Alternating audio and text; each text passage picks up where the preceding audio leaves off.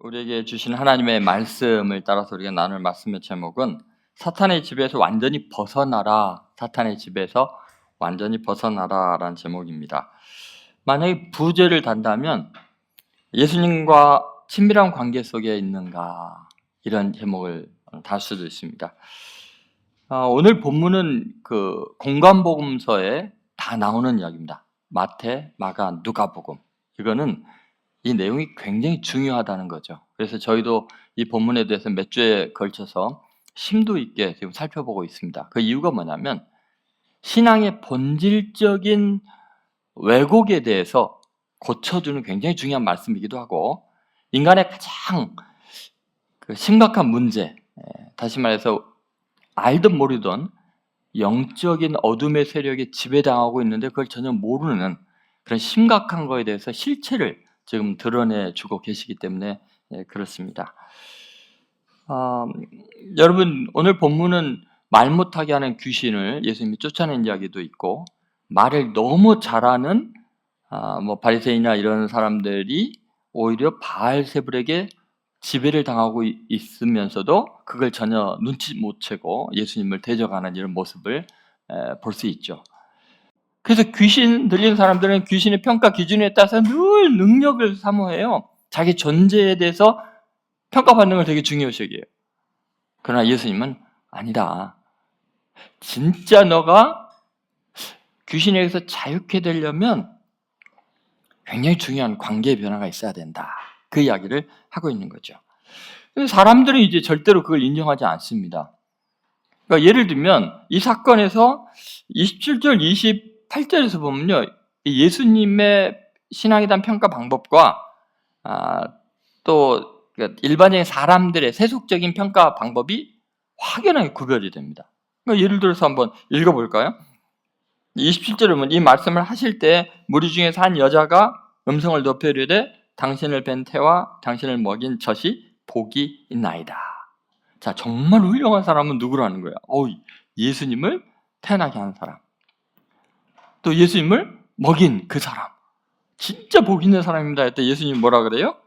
그게 아니고 오히려 하나님의 말씀을 듣고 지키는 자가 복이 있다. 하나님과의 관계 속에서 하나님의 말씀을 얼마나 순종하느냐, 여기에 있다는 거죠. 그러니까 혈연적인 또는 내가 막 잘 해서 이만큼 예수를 키웠다라는 그런 차원이 아니고 정말 하나님의 말씀에 순종하며 하나님과 관계가 바르게 돼 있느냐, 그걸로 신앙의 상태가 드러난다는 거예요.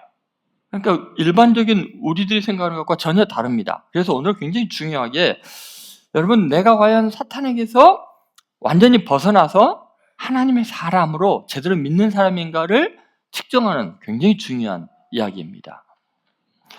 첫 번째, 우리가 생각하는 이런 거죠. 분명한 태도로 주님의 일에 동참하라. 여러분, 하나님께 완전히 속한 사람, 하나님 나라에 속한 사람이 되려면은 분명한 태도로 하나님의 일에 적극적으로 함께해야 합니다. 참여해야 됩니다. 여기에 중립지역은 불가능하고요, 회색지대를 용납지 않습니다. 나는 중간에서 좀 매너 있게 행동하고 싶은데 예수님은 그 중간지대를 지워버리십니다. 둘 중에 하나다. 나와 함께 하든지 아니면 나를 대적하든지. 여기도 간보고 저기도 간보는 거 신앙의 영역에서 불가능하다. 그걸 이야기하는 거예요. 한번 말씀을 볼까요? 누가복음 11장 23절에 예수님의 말씀은 좀 충격적입니다. 우리가 정말 원치 아니하는 말씀이죠. 같이 읽겠습니다. 나와 함께 하지 아니하는 자는 나를 반대하는 자와 나와 함께 모으지 아니하는 자는 해치는 자니라. 여러분, 예수님께서는 딱 구별하는 게 뭐예요? 나와 함께 하지 아니하는 자는 뭐 괜찮아가 아니라 뭐라 그래요? 나를 반대하는 자다, 이렇게 이야기를 해요. 나와 함께 모으지 아니하는 자는 뭐 하는 자라고요? 나는 안 해쳤는데요? 그냥 안 모았을 뿐인데요? 아니다. 니네 해치는 자다. 어때? 중립이 가능해요? 불가능해요, 여러분. 여러분, 이게 얼마나 중요한가를 생각해 보세요. 우리는요, 뭐를 착각하냐면 내가 중립국이 가능하다고 생각하는 거예요. 여기는 하나님의 나라가 있고 여기는 사탄의 나라가 있는데 그중에 나는 잘 판단해서 이것도 저것도 선택하지 않고 내가 옳은 걸 선택하겠다. 이게 자기 나라예요. 이게 사탄의 나라예요. 여러분, 명확하게 이거에 대해서 성경은 지속적으로 경고를 합니다. 너는 중간자의 자리에 있지 않아. 너는 둘 중에 하나에 속해 있어. 예수님께 완전히 속하고 동참하고 협력하고 일하지 않으면 너는 사탄의 앞잡이 노릇을 하는 거야. 착각하지 마. 예수님이 지금 하시는 말씀이에요. 정말 그런가 한번 볼게요. 여러분, 베드로를 한번 생각해 봅시다. 베드로는 자기 자신이 예수님에 대해서 어떤 중립적인 위치를 취할 수 있다고 착각을 했어요. 그러니까 예를 들어서 마태복음 26장 69절에서 70절을 먼저 한번 같이 읽어볼게요. 같이 읽습니다. 베드로가 바깥들에 앉았더니 한 여종이 나와 이르되 너도 갈릴리 사람 예수와 함께 있었도다 하거늘 베드로가 모든 사람 앞에서 부인하여 이르되 나는 내가 무슨 말을 하는지 알지 못하겠노라. 이제 상황에 대한 중립이죠. 너 분명히 갈릴리 사람 예수와 함께 있었다. 그런 상황에 대해서 이야기를 하니까 뭐라 그래요? 나는 너가 무슨 말 하는지 모르겠다. 나는 그런 상황 모른다. 이렇게 이야기를 해요. 있었다 없었다라고 말을 해야 되잖아요. 그런데 무슨 말 하는지 모르겠다. 이게 중립적인 지금 자리를 취하는 거죠. 예수 편도 아니고 니네들 편도 아니다. 근데 여러분, 상황에 대한 중립적인 판단은 반드시 사람에 대한 배반으로 연결되게 돼 있어요. 이게 굉장히 심각합니다. 마태복음 26장 71절, 72절에 보면 그 여종이 가만히 안 있습니다. 몰아갑니다. 같이 읽겠습니다. 암몬까지 나아가니 다른 여종이 그를 보고 거기 있는 사람들에게 말하되 이 사람은 나사렛 예수와 함께 있었도다. 베드로가 맹세하고 또 부인하여 이르되 나는 그 사람을 알지 못하노라 하더라. 자, 아까는 상황을 모르겠다는데 이번에는 그리고 중립을 취하고 있으니까 뭐로 그냥 빨려 들어가요?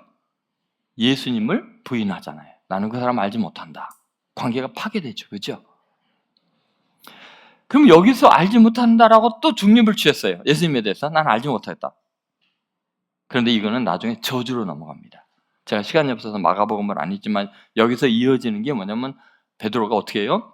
중립을 취하려고 난 그 사람 잘 몰라 했는데 또 추궁하니까 어떻게 해요? 저주하면서 부인해요. 여러분, 이게 굉장히 심각한 문제입니다. 우리 인간관계에서도 마찬가지. 나는 공평해, 중립이야. 천만의 말씀입니다. 그것은 대적하는 겁니다.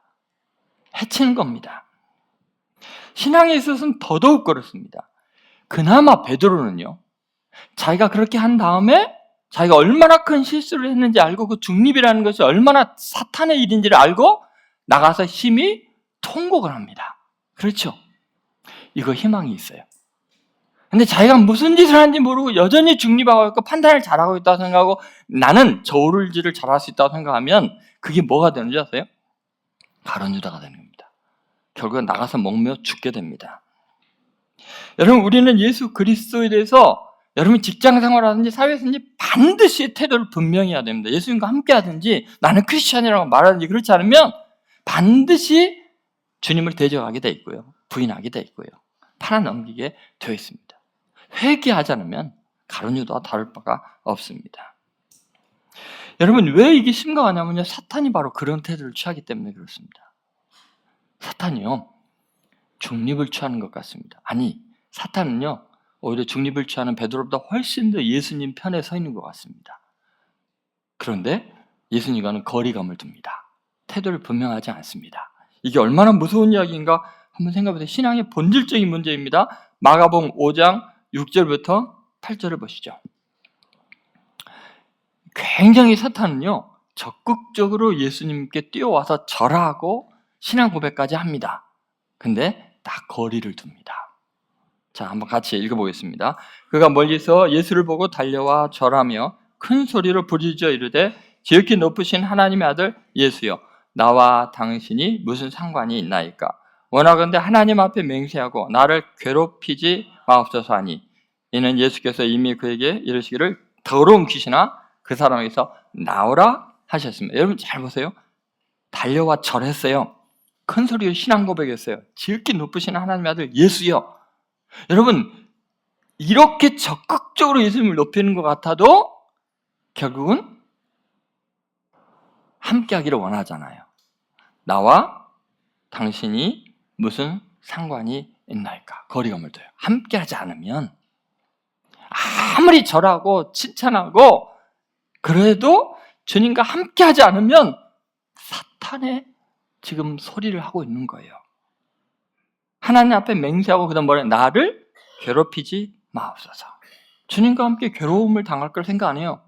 같이 고난 당할 걸 생각하잖아요. 같이 십자가 질 걸 생각하잖아요. 나는 중립이다. 상관없다. 절해드리고 높여드리겠습니다. 그런데 나는 당신하고 달라요. 나는 당신을 판단하고 평가할 거예요. 그러니까 예수님이 뭐라 그래요? 더러운 귀신아. 이게 더러운 귀신들의 행태라는 거예요. 신앙인의 행태가 아니라는 거예요. 그 사람에서 나오라! 그렇게 명령하시잖아요. 그러니까 여러분, 귀신의 특성을 알아야 돼요. 적극적으로 반대하는 사람만이 귀신이 아니고 교묘하게 중립을 지키는 거, 그게 반드시 예수님을 부인하게 돼 있어요. 더러운 귀신의 활동이고 특징이기 때문에 방법이었습니다. 여러분, 만약에 예수님께서 이런 중립적인 태도를 취했다면 우리는 구원받을 사람 아무도 없습니다. 정말 놀라운 것은 예수님은 잘못이 하나도 없으신데도 불구하고 죄인인 우리 편에 완전히 서셨습니다. 상관이 없다고 하는 게 아니라 바로 내가 그 사람의 죄를 대신 지겠다 하고 우리를 위해서 보배는 피를 흘리고 죄값을 치르시고 십자가에 죽으셨기 때문에 주님이 중립의 자리가 아니라 죄인인 우리를 끝까지 편들어주고 붙잡아주고 대신 고난을 당했기 때문에 하나님의 나라가 이루어진 거예요. 우리에게 평화가 있는 거예요. 그래서 교회가 세워지는 거예요. 여러분, 방관자 중립 불가능합니다. 하나님의 말씀이 그렇습니다. 입장을 분명히 하라고 요구하십니다. 너희 중에 제게 작은 자에게 한 것이 곧 나에게 한 것이니라. 태도를 분명히 하랍니다. 제게 작은 자에게 하지 아니한 것이 내게 하지 아니한 것이다. 여러분, 정말 여러분이 귀신에게 점령당하지 않으려면 귀신을 대적해야 됩니다. 예수님 편에 서야 합니다. 적당히 신앙생활을 하면요, 이리저리 해치는 일을 합니다. 하나님의 나라를 깨뜨립니다. 교회를 파괴합니다. 내가 중립해서 그걸 할 수 있다고 생각하는 것 자체가 교만입니다. 태도를 분명히 하는 신앙이 되셔야 돼요. 예수님께서 오늘 하신 말씀을 명심하십시오. 함께하지 않는 자는 나를 대적하는 거다. 함께하지 않으면 해치는 자다. 그래서 우리는 신앙의 본질을 한번 다시 체크해 볼 필요가 있습니다. 두 번째는 자기 비움 후에 성령으로 충만하라. 한번 따라오세요. 자기 비움 후에 성령으로 충만하라. 여러분, 기독교는 악을 제거하는 비움이 아니라 선으로 채우는 것입니다. 귀신을 제거하는 것보다 더 중요한 것이 성령으로 충만한 것입니다. 여러분, 비우는 것보다 더 중요한 것이 뭘로 채워져 있느냐입니다. 왜냐하면 깨끗이 청소하고 나면 어때요? 더 더러운 것들이 더 많이 들어올 수 있기 때문에 다른 것이 들어오기 전에 성령으로 채워야 합니다. 진공 상태가 신앙에는 불가능합니다.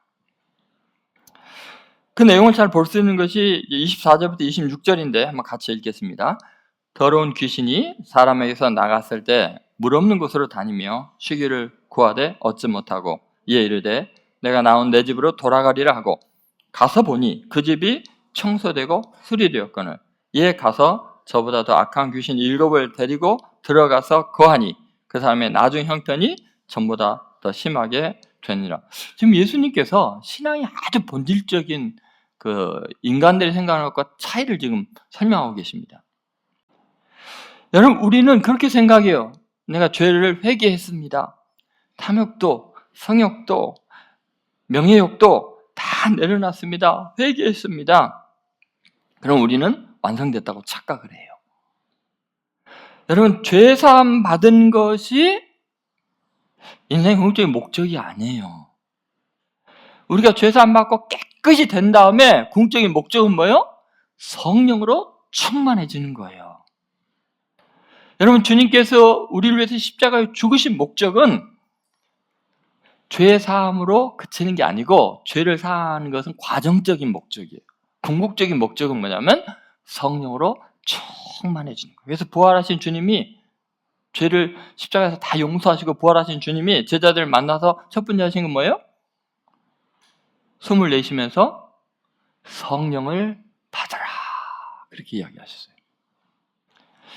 우리 존재가 죄 사함 받고 겨우 사면된 존재가 아니라 하나님의 자녀, 하나님의 생명의 능력을 누리는 성령 충만한 사람 되기를 원하는 거예요. 근데 여러분, 왜 우리의 삶이 이렇게 무력하고 초라하냐면 늘 죄 사함을 위한 기도만 해요. 용서해달라는 것만 합니다. 성령 충만에 대한 사모함이 없습니다. 깨끗하게 비웠다가 더 큰 귀신이 들어와요. 왜요? 교만해지거든요. 죄사함 받았으니까. 너는 죄사함 못 받았지 하고. 여러분, 우리는 비움이 목적이 아니에요. 체험이 목적이에요. 이것은 하나님께서 우리 인생을 그렇게 특징적으로 만들어 놨습니다. 여러분, 우리는 공허의 법칙을 알아야 돼요. 예를 들어서 우리가 나쁜 습관을 버렸잖아요. 그러면 빨리 그 공허함 속에 더 좋은 습관을 빨리 배워야 돼요. 익숙해야 돼요. 그렇지 않으면, 예를 들어서 술을 끊었어요. 그럼 금단현상이 막 일어날 거 아니에요. 담배를 끊어서 금단현상이 일어날 거 아니에요. 그때 빨리 좋은 습관, 예를 들면 그림을 그린다든지 성악을 배운다든지 아니면 운동을 한다든지 뭐 다른 걸로 그것을 채우지 않으면요, 마약에 빠진다든지 성적인 타락에 빠진다든지, 이게 공허의 법칙이에요. 우리 인간 몸도요, 비움으로써 완전해지는 게 아니라 체험으로써 완전해지는 거예요. 그러니까 여러분, 우리 인간은요, 영적으로 똑같은 상태입니다. 죄사함 받았어, 귀신이 쫓겨나갔어, 할렐루야 아멘, 승리했어가 아니에요. 성령으로 충만해야 돼요. 아멘입니까? 아멘. 그렇게 말하지 말라고 그랬는데 제가 아멘을 강요했네요. 여러분, 우리는 인간관계에서도 똑같습니다. 나쁜 사람과의 관계를 단절했어요. 그러면 좋은 사람과의 관계가 자동으로 형성이 됩니까? 아니에요. 나쁜 사람과 단절은 단절이고요, 좋은 사람과의 좋은 일을 만들기 위해서는 그만큼 노력을 해야 돼요. 여러분, 우리는 정말 관계가 얼마나 중요한가 한번 생각해 보세요.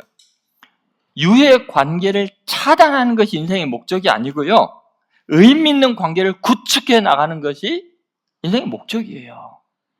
그래서 그리스도인들은 끊임없이 귀신을 몰아내는 데 목적이 있는 게 아니고 하나님과 더 의미 있는 관계를 구축해 나가는 것이 더 중요해요. 왜냐하면 그렇게 하나님과 관계를 깊이 있게 더 구축하지 않으면 더 심한 병든 상태로 금세 전락하기 때문에 그래요. 그래서 예수님께서 그 이야기를 자주 하셨어요. 우리 인간의 그런 상태에 대해서. 요한복음 5장 14절 한번 같이 읽어볼까요? 그 후에 예수께서 성전에서 그 사람을 만나 이르시되, 보라, 내가 나았으니 더 심한 것이 생기지 않게 다시는 죄를 범하지 말라. 자, 더 심한 것이 생길 수 있다는 거예요. 치유받고도, 귀신이 나간 다음에도. 여러분, 인생의 성공이라는 게 뭐냐면 내 안에 예수님이 거하시는 거예요. 내가 예수님 안에 거하는 거예요. 상호 충만하는 거예요. 이것이 관계의 특성이라는 거예요. 신앙은 관계지 어떤 깨달음, 자기 비움, 뭐 자기의 어떤 행동 이런 게 아니고 그냥 주님이 나와 함께하는. 그래서 나와 함께하지 않은 자는 나를 해치는 자라고 이야기를 하시는 거예요. 여러분, 이것이 왜 중요하냐면 우리가 하나님의 자녀가 돼서 신적인 신분으로 거듭났다면 이 관계성은 필연적이에요. 왜냐하면 삼위일체 하나님의 존재의 형태가 바로 이 관계성이 있기 때문에. 삼위인데 어때요? 상호 안에 있어요. 그래서 셋이면서 하나이세요. 이것을 예수님께서 계속 강조하시는 거예요. 성경 구절을 읽으려면 하면 끝이 없지만 요한복음 17장 21절을 한번 보시죠. 아버지여, 아버지께서 내 안에, 내가 아버지 안에 있는 것 같이 그들도 다 하나가 되어 우리 안에 있게 하사 세상으로 아버지께서 나를 보내신 것을 믿게 하옵소서. 여러분, 예수님과 하나님과 성령님이 이렇게 서로 안에 있는 것처럼 우리도 그래야 된다는 거죠. 그러므로 여러분, 우리가 꼭 기억해야 될 것이 있습니다. 그것은 내가 얼마나 많은 것을 성취하고 성공했는지보다 더 중요한 것이 내 안에 예수님으로 충만한가, 내 안에 성령님이 충만히 거하시는가, 그것이 중요합니다. 그게 왜 중요하냐면 내가 얼마나 능력이 있고 힘 있느냐보다도, 내가 얼마나 많은 걸 가졌냐보다도 더 중요한 것이 바로 예수님이 내 안에 계시는 거예요. 내가 병이 들어도 그것 때문에 내가 세상 것을 버리고 예수님으로 충만하다면, 내가 가난하게 되었어도 그래서 세상 것 바라보지 않고 예수님으로 충만하다면, 그게 바로 성공이기 때문에 그래요. 그럼 마틴 루터 목사님께서 이제 부흥회 중에 자주 이야기했던 예화가 있습니다. 그게 뭐냐면 어느 날 사탄이 이제 부하들을 이제 불러서 성과를 보고하라고 합니다. 일단 사탄이 이렇게 이야기를 했습니다. 저는 그리스도인들을 콜로세움의 사자밥이 되게 했습니다. 그랬더니 사탄이 크게 화를 냅니다. 그게 어쨌단 말이야. 그래서 그 죽은 사람들은 다 천국 갔을 거 아니야. 그럼 니네들이 천국으로 다 보내준 거 아니냐, 이 멍청한 녀석들아. 화를 냈어요. 두 번째 사탄이 와서 신나게 말합니다. 저는 선교사님들이 탄 배를 완전히 침몰시켜서 복음을 못 전하게 했습니다. 그러니까 이 사탄이 또 화를 냅니다. 그건 조금 효과가 있을 뿐이잖아. 그들이 구원받았다는 건 변함이 없잖아. 선교사들은 다 순교자가 되었고 영광스러운 멸류관 쓰고 얼마나 잘 돼. 니네 지금 뭔 짓 하냐, 걔네들한테 상금 줬네. 그리고 막 화를 냈어요. 그랬더니 세 번째가 와서 말합니다. 저는 오랫동안 신앙생활을 한 성도들을 골라서 사업을 잘 풀리게 하고 많은 돈을 벌게 했습니다. 그랬더니 여유가 있고 건강하니까 여가 생활에 관심을 기울이고 이제는 교회도 잘 안 나가고 아주 편하게 잘 삽니다. 네가 최고다. 그들은 너무 잘 되니까 예수님을 필요로 하지 않으니까 네가 최고다. 여러분, 우리는 뭐를 착각하냐면 지금 신앙의 성공의 여부를 세속적인 성공의 여부로 결탁시키고 있다는 거예요. 여러분, 오늘 이 말씀을 통해서 우리의 신앙생활을 한번 다시 체크해 보시기 바랍니다. 정말 내가 사탄에서 자유한 존재인가? 이제 다음 주에 한번 더 깊은 차원으로 27절, 28절을 다룰 겁니다. 제가 여기서 이것까지 다루면 추측이 될까봐 요새 설교를 줄이려고 노력을 하고 있습니다. 여러분, 다시 한번 정말 신앙을 점검해 보시기 바랍니다. 그러니까 예수님의 말씀에 주의를 기울여야 합니다. 일반적으로 말하는 신앙생활이 아니고, 내가 생각하는 옳은 일이 아니고, 세상 사람들이 취하는 그런 태도가 아니고, 주님께서 원하는 신앙생활이 무엇인가? 오늘 이 말씀을 통해서 여러분과 제가 정말 예수님과 친밀한 관계, 정말 예수님께서 인정하는 그리스도인들로 거듭나는 복된 시간 되기를 주의 이름으로 축원드립니다.